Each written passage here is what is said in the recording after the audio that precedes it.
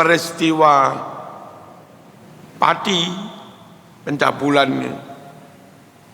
itu ada indikasi sangat kuat bukan NU dan juga bukan kiai. Mohon yang membuat berita apa-apa jangan sangkut pautkan dengan NU atau kiai.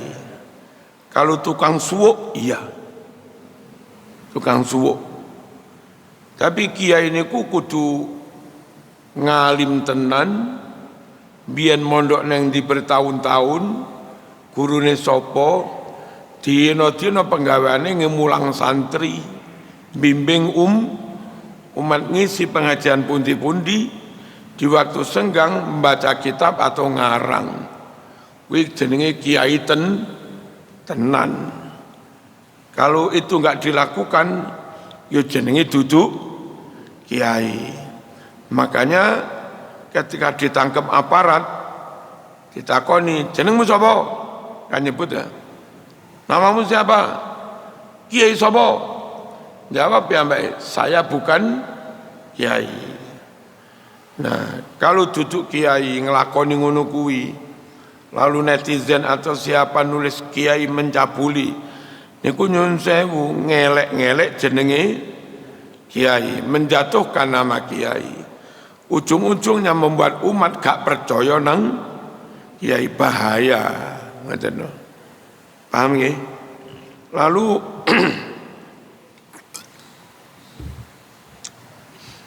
ada rutinan maulid di padi itu. Maulid yang dibaca bukan maulid yang biasanya diwaca di pondok-pondok. Dan yang pondok-pondok ini maca berjanji tibaan, burdan, ngoten niku. Dan niku rutinan teng mriku. Maulid yang dibaca bukan yang biasa dibaca di kalangan NU.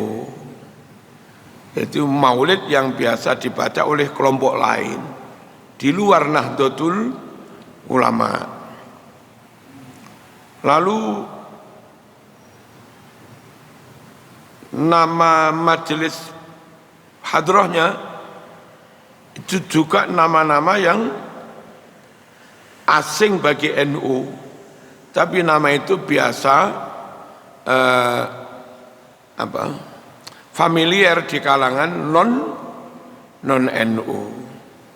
Lalu yang diundang dalam acara maulid itu juga bukan orang NU, sehingga kasus Pati itu pastikan bukan NU dan bukan kiai. Kemudian di Mesuji, Lampung Utara, ada dua peristiwa. Yang satu itu ternyata karena persaingan antar nyun sewu, antar dukun, tukang suwuk. Tapi pemberitaannya kiai pencabulan. Nah, kadang konco-konco gawe berita yo ngawur. Tukang suwuk elek ngarani kiai. Ya ta? Kebo ya diarani kiai apa? Kiai Slamet, repot ya. Ojo sembarang-barang diarani kiai. Terus itu ternyata kasusnya nikah siri. Lalu ada LSM juga jadi rame. Terus kula dikirimi keterangan resmi dari konco kiai PCNU Mesuji, itu bukan NU, sama sekali enggak terdaftar dalam RMI Nahdlatul Ulama. Satu bukan kiai, namun tukang suwuk. Apa tukang suwuk? Terus itu rame karena persaingan. Ya. Terus nikah siri karo bendaharane ngono lho. Sing sitok nggawa LSM rame. Ingin menjatuhkan pesaingnya mawon. Tapi terus yang diserang NU-nya, institusi kekiaiannya, pesantrennya, padahal dia bukan layaknya pesantren, ada diniyah, ada sorogan, ya dah, mboten-mboten niku, paham ya? Allahumma shalli ala sayyidina Muhammad.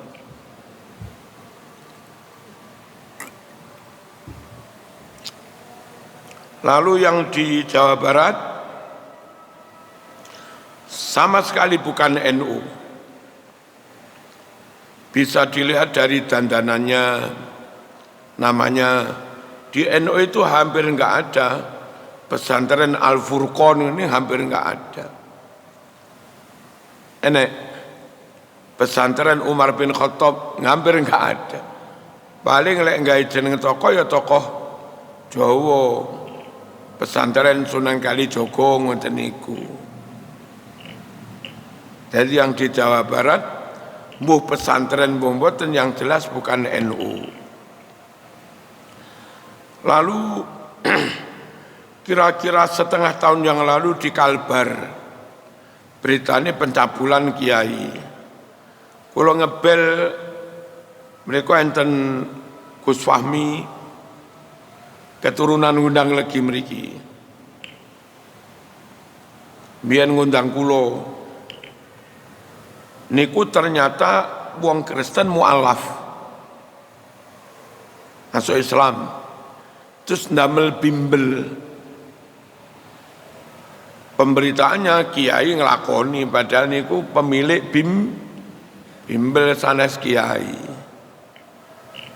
Mohon-mohon ojo nyerang NU ketika NU mboten salah. Dan warga NU ojo gampang katut-katut. Sama di framing ikut katut, framing penggiringan opini. Sama harus nembelani NU tambah melok ngilok-ngilok nih NU. Padahal sing nglakoni kan hubungannya karo NU. Terus bolo-bolo NU, kayak apapun posisimu, meskipun kayak saya sudah dihentikan dari kepengurusan NU, kita tetap komitmen loyal kepada NU. Ojo mung gara-gara diberhentikannya wis ngamuk ke NU-NU-an, nyerang NU. Ini rumah kita, ojo diobong. Lek mau obong sing obong ya omah-omahmu dhewe sing obong iman-iman. Mboten nate kula nyerang napa PCNU mana, PWNU mana nggih, mboten nate. Allahumma shalli ala sayyidina Muhammad. Dahulu pun dangu kasus teng Kasembon nek mboten lepat. Niku pondok alumni Lirboyo hafid Quran, tapi ada pihak yang mungkin nggak senang menfitnah. Terus kiai melakukan bla bla bla, dihobong kali masyarakat,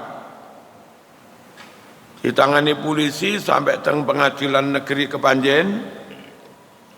Kebetulan hakimnya nggak salah Sekar dereke Bunyi Hasyim mungkin, kalau nggak salah. Nggih, secara hukum nggak terbukti,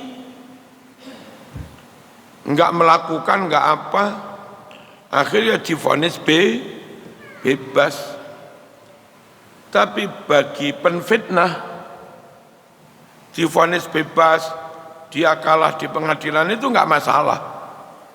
Yang penting masyarakat wis benci pondok, itu aja. Bahaya dengan ini. Yang penting pondok wis ditutup, wis dibakar. Perkara kami kalah di pengadilan, kamu menang bebas, gak urus. Yang penting pondokmu wis bubar. Dan menjelaskan kepada umat bahwa dia bukan pelakunya itu ya sulitnya. Butuh waktu lama. Warga NU ojo gampang katut-katut ya. Lalu Mbayen Malang mungkin 15 tahun yang lalu juga tentang kasus Muntolib eling awal-awal pondok kiai ini dari mencabuli santri kasus Muntolib ternyata bukan kiai. Nek kiai tenan mondok neng ndi ngalim kitab opo. Jadi orang di branding dicap dadi kiai terus gawe ngrusak institusi pesantren. Lalu Blitar Pundangu mungkin 10 tahunan atau lebih. Itu ketika bupatinya bersama kiai-kiai sami kali gerakane Wali Kota Surabaya mbiyen Bu sapa? Bu Risma punya program menutup lokalisasi. Bukan tidak manusiawi, kepengen ditata. Biar orang-orang itu hidup normal, berkeluarga, sehat, punya anak. Jenenge punya anak besok lek tua ini ku enek sing ngopeni. Ditutup pelaku lokalisasi. Salah satu kiai yang ikut mempelopori penutupan itu kena fitnah. Tahu-tahu ada anak perempuan ngomong neng koran, jarene dikonokne karo kiai ini. Dan nggak bisa diproses secara hukum karena hanya teriak tok di koran terus ngilang atau ya berusaha disembunyikan. Gimana proses hukum wong sing bengok iku juga goleki gak ono. Menyidiknya gimana? Terus saksi-saksi siapa? Tapi yang dibidik itu bukan proses hukumnya. Yang penting dengan isu itu pondok bubar. Dan akhirnya saya seringkali ngaji teng Blitar menerangkan iku fitnah. Mboten bener. Mbah Yai iku luwih sepuh. Umur sekitar 70 lebih. Apa ya sik kober nglakoni ngono-ngono iku, Mas. Samane saiki rasakno sing umur swidak 7 bareng. Mosok ngene-ngene iki sik kober ngene. Lah nggih. Sami kali mbiyen Gus Dur ketika calon presiden dituduh kumpul kebo karo Ariati. Gus Dur jawabnya gampang, wong nuduh kok bodong men. Aku iki mlaku kangelen dituntun mripat yo gak eruh. Weteng samene gedene. Lah piye lek ku nglakoni. Tapi orang yang penting itu sudah ingin menjatuhkan itu. Hati-hati berorang. Dan pola-pola itu niki bisa-bisa suatu saat yang ditarget itu kiai fulan. Nah warga harus cerdas juga. Ketika yang difitnah itu kayak fulan, yang zaman kenal dia bahkan ikut pengajian dia bertahun-tahun nggak pernah neko-neko. Zaman juga nggak perlu percaya, gak mungkin dia melakukan itu. Wong kami bersama beliau bertahun-tahun mboten nate neko-neko. Sing kita khawatiraken iki satu berita di medsos itu lebih kamu percaya daripada zaman kumpul bertahun-tahun, kan yo aneh. Kulo nembe dari suatu daerah yang di titik itu, di orang itu seringkali intelijen dan meriku menyampaikan laporan macam-macam. Ternyata informasi dari orang itu tentang diri saya, itu jelek banget. Marzuki ngene, Marzuki ngene, Marzuki ngene. Yang saya sama sekali nggak pernah melakukan itu. Koyok ngene niku fitnah. Jadi orang menjelek-jelekkan kita itu Masya Allah. Niki lek jamaah yang kita disabilitas sudah ada 20 tahun loh. Lebih. Dan saya wis ngene iki. Kelambi yo api-api banget, sarung yo api-api banget. Kalau terus diisukan aneh-aneh, kayak sampean percaya yo luwih aneh maneh.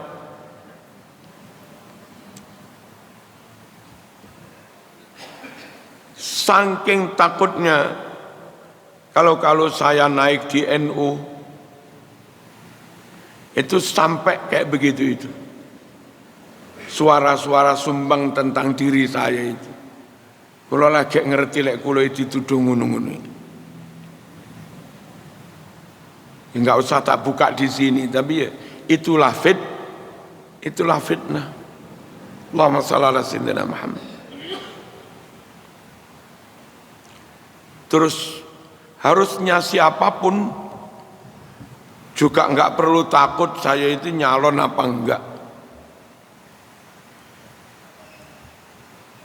Bagi orang yang enggak ingin Marzuki naik, mboten perlu nyebar fitnah-fitnah. Pastikan saja Marzuki enggak diberi undangan hadir muktamar, selesai. Kalau enggak diundang, enggak mau syarat undangan, enggak bisa masuk.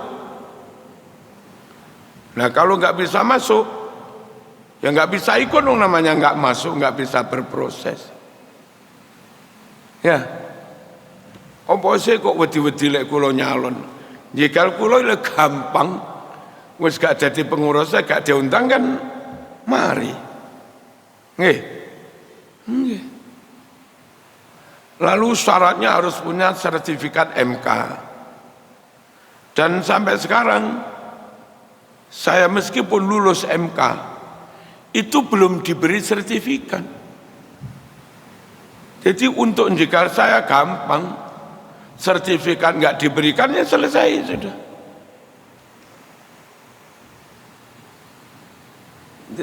Betul usah khawatir kali kulo ini sampun enjoy kali jamaah-jamaah ini guys, ngopi bareng, mangan weci bareng, halo, mangan menjes bareng enten wis enak. Terus tipikal kulong ya bukan tipikal nun sewu agresif, terus ambisius, serakah proso kulong ya mboten ngeten iki. 2 kali terpilih di Kota Malang ya karena aklamasi. Mboten perkara kula kampanye ngalur ngidul ngetan ngulon. Gek moro-moro terpilih PWNU Jawa Timur neng Lirboyo ya aklamasi. Mboten perkara kula ngalor ngidul ngetan aku pilih ya, aku pilih. Mboten ate. Model kula niku cah Blitar. Semblitar desa Karangsono umumnya bloko suto apa anane. Mosok kula ni kurang bloko suto sih.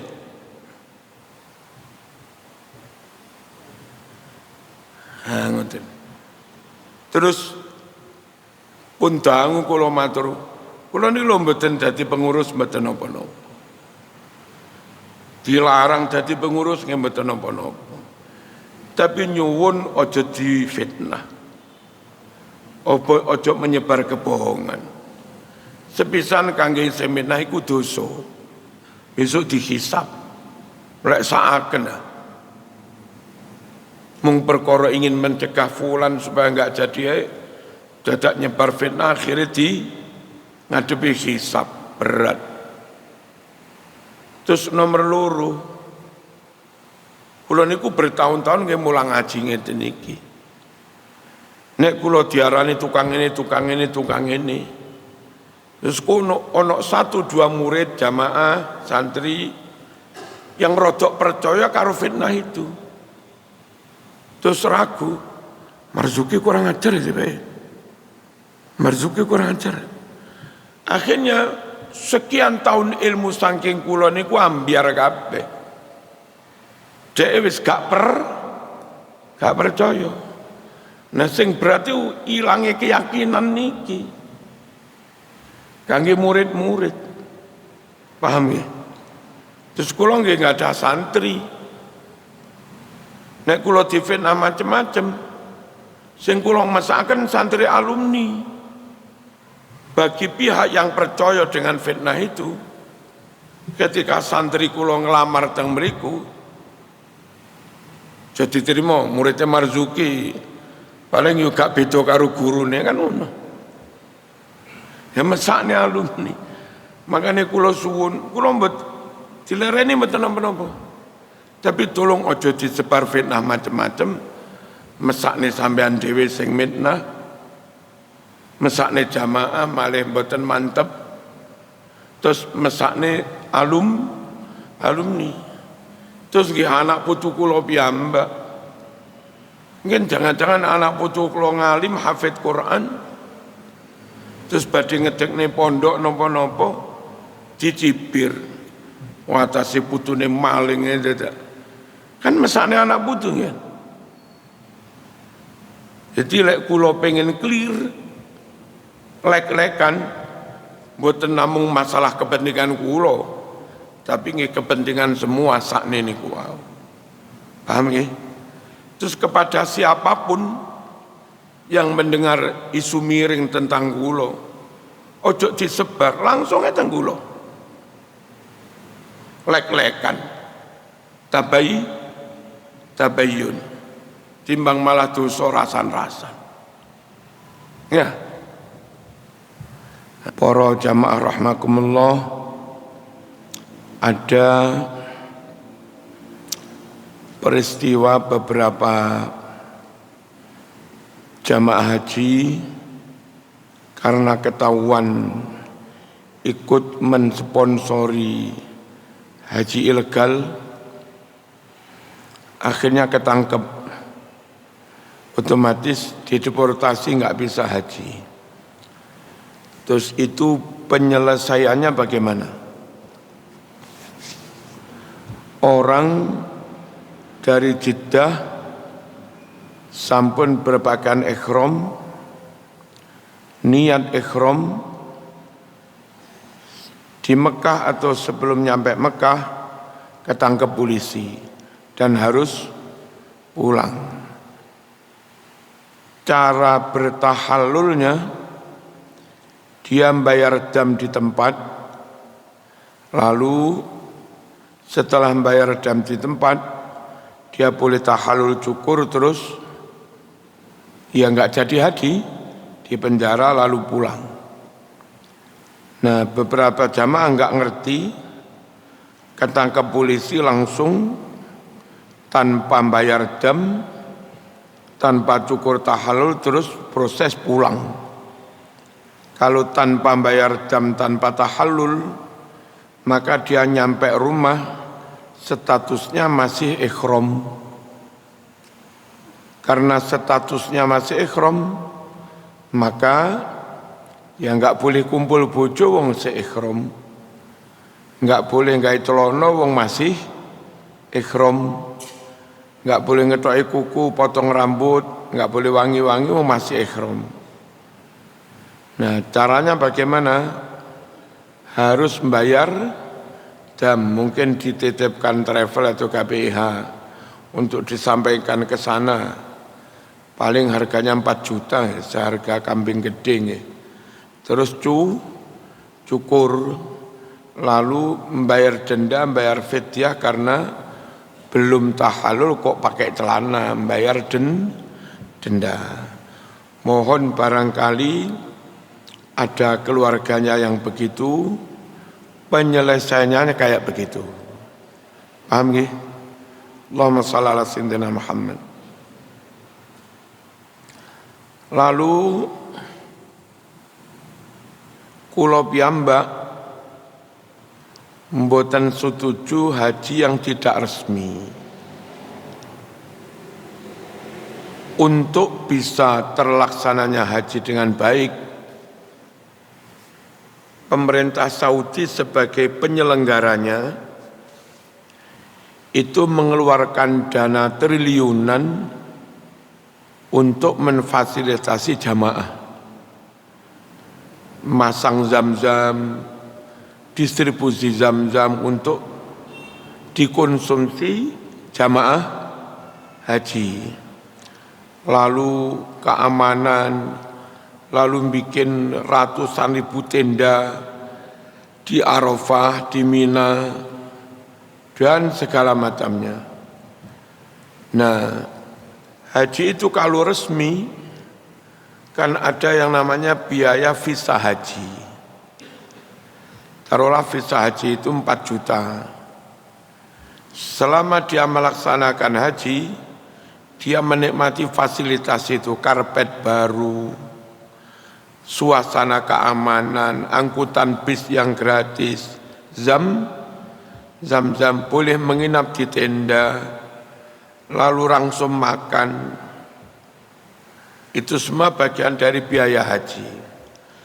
Nah, uang haji ilegal berarti enggak membayar visa haji. Harusnya dia enggak bisa ikut menikmati fasilitas. Paham nggih? Kalau dia juga terima nasi kotak padahal enggak membayar, itu sejatinya mengambil haknya orang lain. Kalau dia ikut berteduh di tenda-tenda, akhirnya yang haji bayar resmi enggak dapat tempat. Itu namanya gosop miliknya orang lain. Paham nggih? Jadi menurut saya kalau ingin mabrur, ya haji yang resmi. Karena syaratnya mabrur itu sangunya halal. Ketika Anda haji ilegal lalu memakai haknya orang lain, berarti sangumu enggak halal. Paham?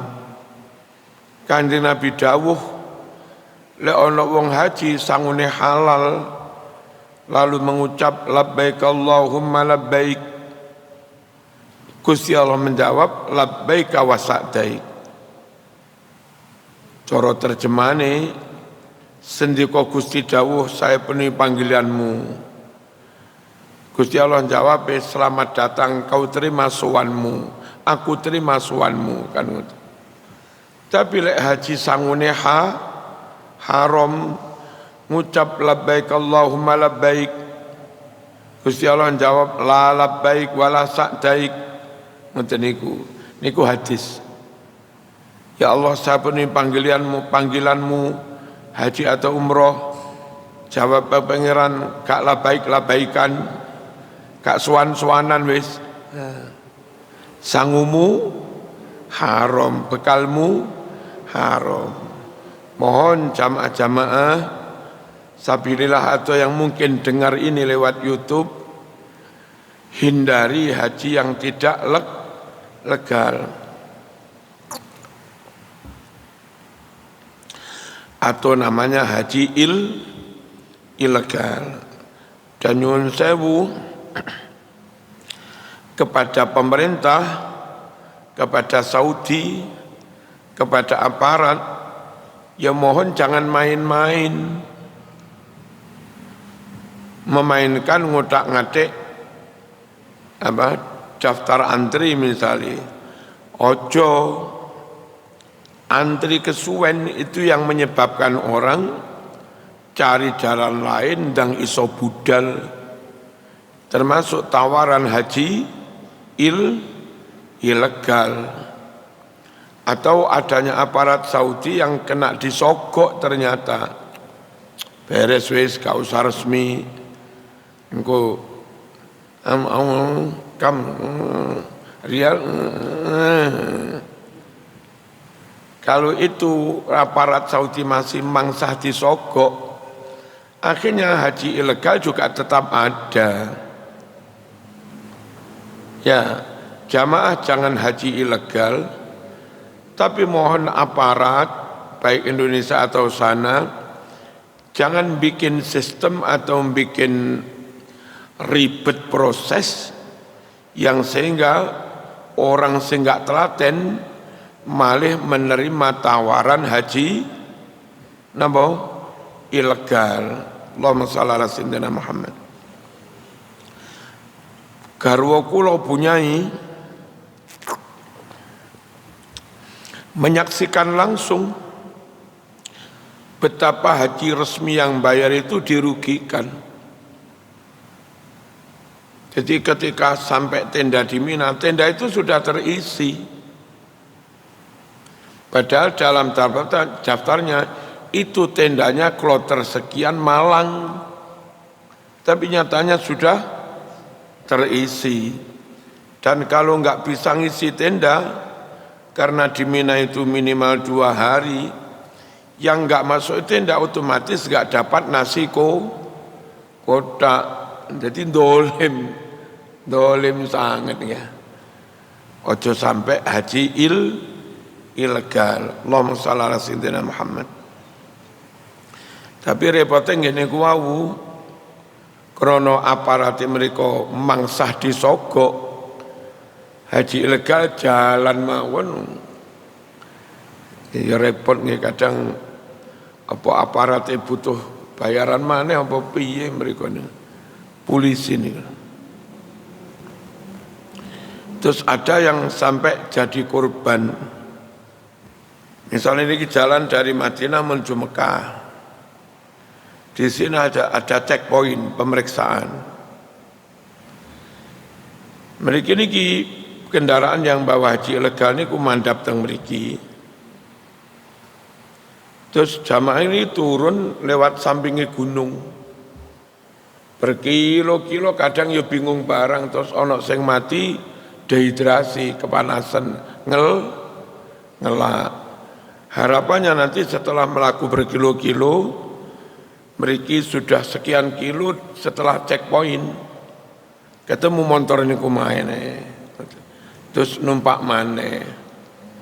Nah, cara-cara ngoten niku dahulu saged, sakniki mboten saged, CCTV di mana-mana. Dan kalaupun sakit pun bahaya karena panas terus ngelak banget niku wau.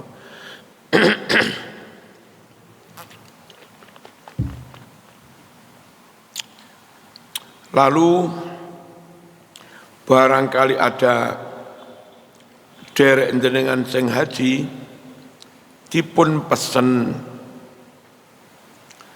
kalau tawaf ojo nyedek-nyedek apalagi mepet tembok Ka'bah.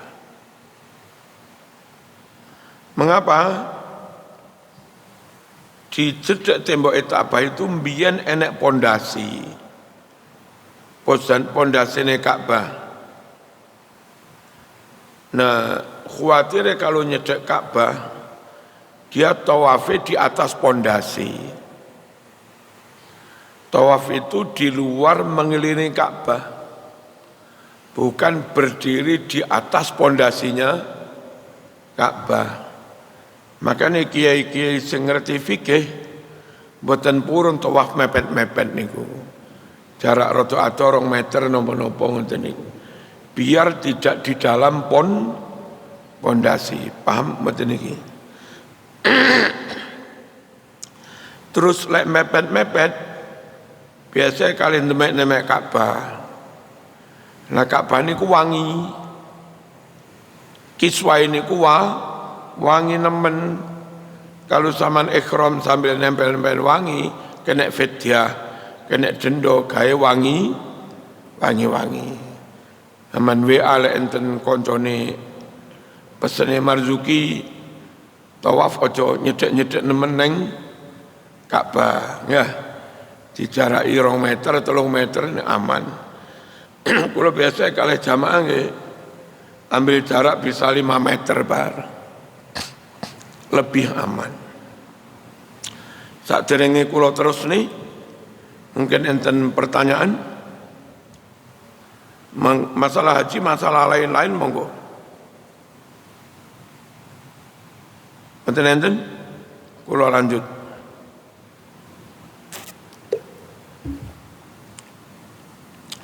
Soal membeli sapi kurban,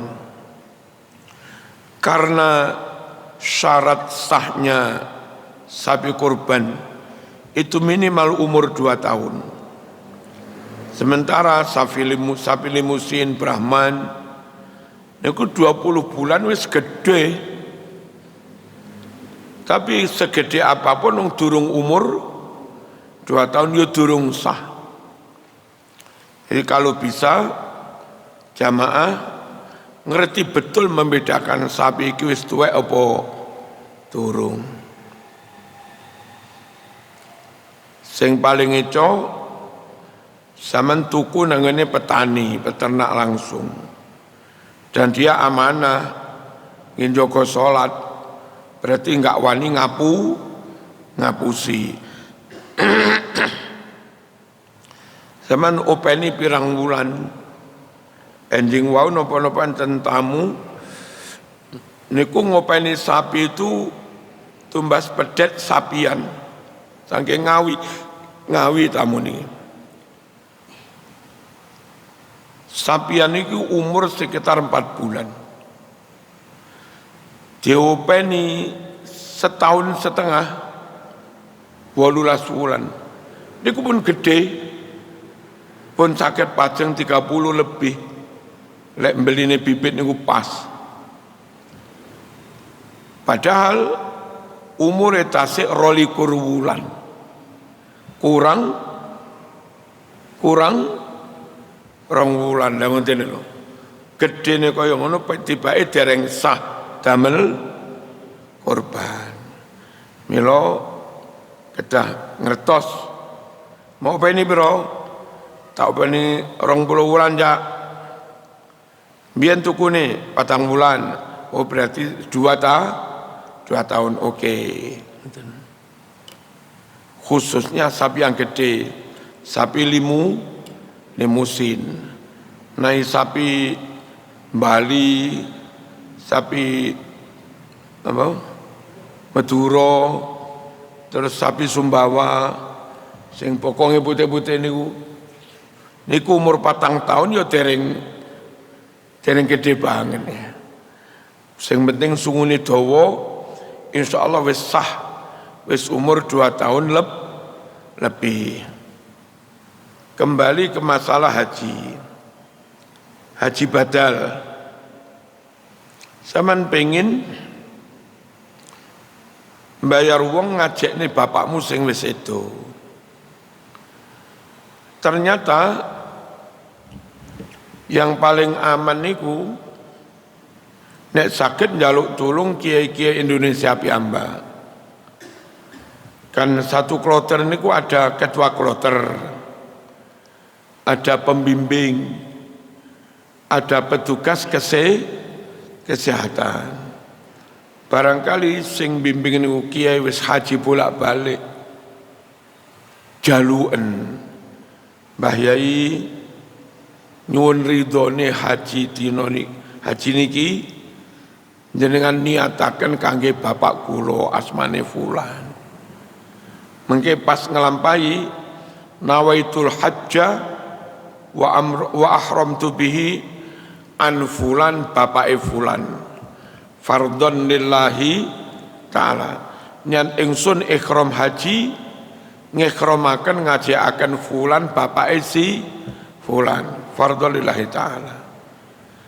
Terus kepada mukimin teng mriko nyangoni, kepada kiai yang mestine budal gawe kaji awake dhewe tapi mau jaluk kaji kangge bapakmu, tentu ya sama nyangoni. Niku lek cara kula paling aman jaluk amanah titip dengene kiai sing budal sing wis haji bolak-balik. Karena kasusnya njaluk tulung mukimin teng mriko niku mukimin satu bisa nerima wong loro telu ya ora kenek lho. Padahal harusnya wong siji ngajekne wong siji. Jenenge wong golek dhuwit Mas, 5 diterima kabeh, dirangkep ya gak iso. Paham nggih? Meskipun mulai diwai sertifikat, tetap kita nggak bisa jamin. Mending diniati kiaimu dewe, meskipun pulang tanpa bawa sertifikat itu lebih nyata. Paham nggih? Terus nek budal dewe ya larang. Sama nus tahu haji. Oleh daftar haji malih 5 tahun lagi. Nunggu malih 20 tahun maneh.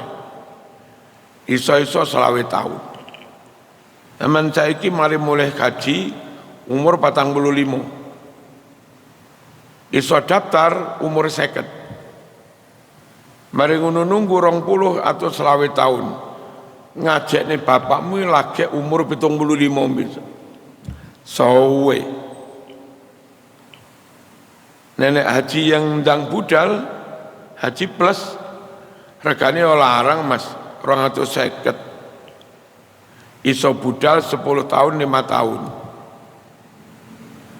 Nah, sing paling eco golek kiai, ketua rombongan atau pembimbing KPIH yang wis haji bolak balik, ampun ten kiai kangge jenengan 40 juta. Ini wis malah enak langsung budal murah meriah. Budal dhewe yang ngenteni 20 tahun luweh. Budal haji plus iso 10 tahun regane yo 250 juta. Jaluk tulung bolo kono enggak dijamin amanah. Paham? Enten pertanyaan?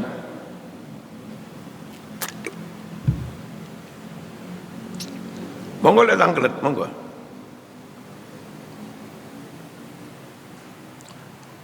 Allahumma shalli ala sayyidina Muhammad. Kula terusaken masalah kurban. Beberapa yang mungkin dulu belum selesai.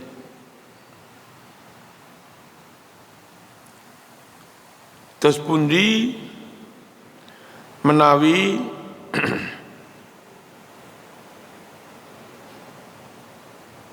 kan korban niku saene teng kampunge. Ya. Sampeyan duwe bojo loro. Neng Blimbing karo neng Gadang. Korbane saene teng Blimbing napa teng Gadang? Pertanyaannya, keluargamu di mana? Sami Kiai. Teng mriki enten mbok tuwek, mriku enten mbok nom. Lebih sering di mana? Kula nggih sami. Mriki patang dino, mriko ya patang dino. Bermasyarakatnya lebih banyak di mana? Lah niku lebih kathah teng Blimbing, wong kula jadi ketua jamaah tahlil teng Blimbing. Jadi tahlilane nggih teng Blimbing. Jumatane nggih lebih sering teng Blimbing. Nah, wong koyo ngenten iki lek iso mbele wedhus loro kene kono. Kalaupun harus milih wedhus semu siji, yang dipilih Blimbing karena dia bergaulnya lebih banyak dengan masyarakat Blimbing. Dan bisa jadi zaman mantu pun sing buwuh ya wong Blimbing dudu wong Gadang. Umpamane sing Gadang mbok nom iku siri. Ya.